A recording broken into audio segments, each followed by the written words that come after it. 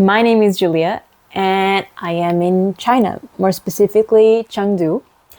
And I highlight this because this is a huge country, and from city to city, the lifestyle is quite different. And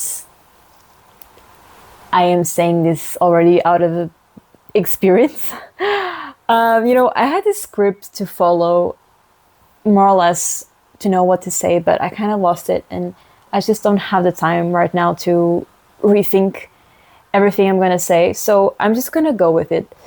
So this is my time doing a YouTube video, so I apologize for anything. I apologize for my English. I'm not a native English speaker, but I think I manage enough to communicate with you in English. I'm starting this channel because, I'm in China specifically because I'm studying here for about a year. I'm doing a master's in marketing management at SWUFE, which is one of the universities here in Chengdu.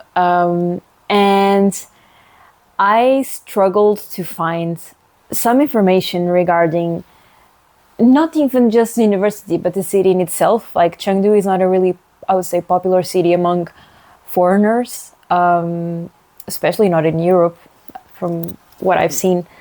But yeah, from the university itself and making the decision to come to China, I mean, in the way I see it, is a big decision because culturally it's very, very, very different from what I was used to. I'm from Europe and from the place where I come from. So it's a bit of an insane decision. Not an insane one, but I would say a little bit brave. I'm going to pat myself on the back for that. Because not just cultural wise, but in case you don't know, if you come to China, you'll struggle a bit with VPNs and Wi-Fi connection and access to WhatsApp or Instagram or Facebook or all of the apps that you're used to use, and even YouTube. So it's kind of a challenge, and I like to create something myself, and yeah, let's make it a purposeful that exists, right? And try to help whoever is coming next. But also, I think that coming here will be quite an experience and a learning, and that's exactly why I came here.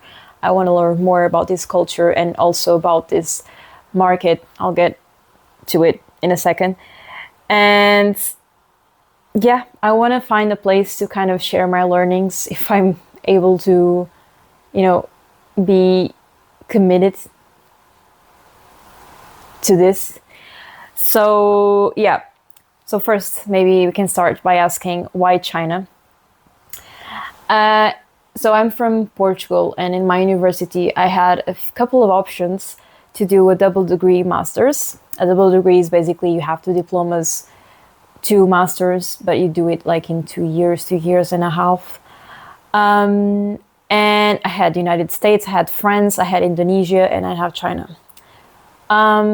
United States, of course, I have to pay extra tuition, and that's a no-go. So out of question, and yeah, I'm not going to be talking about politics, not here right now. So US was a no, France was too close home, and between Indonesia and Indonesia and China, I thought that China is actually an interesting one because the market has been growing and China has a lot of potential, and it's a strong country. And I've seen, because I've been working before this, like I've worked, and I've been seeing a demand in the market for people who understand the market in Asia and in China. And I'm pretty sure I'm not going to be great at it just by being here a year. I'm not going to be like a spokesperson for the Chinese community, like nothing like that.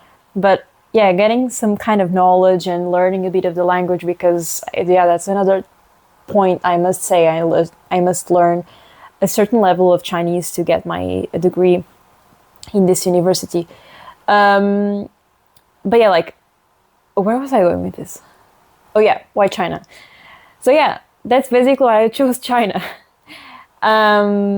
It's where I have the most potential to learn something new, because if I went to France, I'm gonna just learn more about the same marketing strategy that I learned in Portugal, because right now the European and the American market, I would say, it's like the same thing. I might be wrong, but I think you know what I'm saying. So yeah, this is my way of exploring. And I've decided to also start this video with some clips of my university. I don't know if I'm going to put before or after editing. Julia, you'll tell me. But yeah, I wanted to show it because it was like amazing from my point of view. In Portugal, we don't have big campuses like this, and you have everything. It's like a small town inside the university. You have shops, you have a hair salon, like a beauty salon. It has like hair and nails.